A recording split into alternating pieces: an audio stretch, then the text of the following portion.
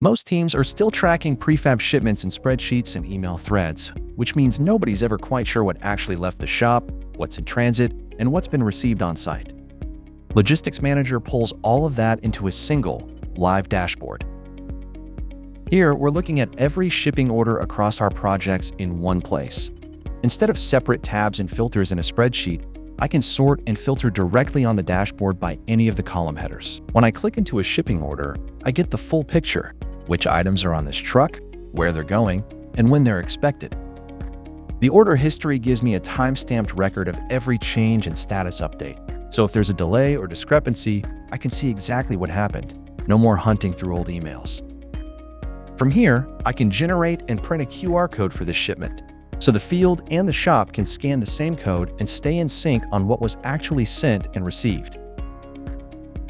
Under the same module, the Inventory tab shows me what I have on hand and where it sits right now. I can sort by location, so I know what's still in the fab shop, what's staged in the yard, and what's sitting in off-site storage without maintaining a separate inventory file. On the mobile side, the crew receiving a delivery doesn't need to guess or retype anything from a packing slip. They tap Receive a Delivery, choose the receipt method that fits their workflow, and instantly see the list of shipping orders they're expecting. From that list, they can drill into a specific shipping order, scan the QR code, and confirm exactly what showed up, capturing quantities and issues at the point of receipt instead of later in a spreadsheet. With Logistics Manager, you move from static spreadsheets and status-chasing phone calls to a single, traceable workflow for every shipment.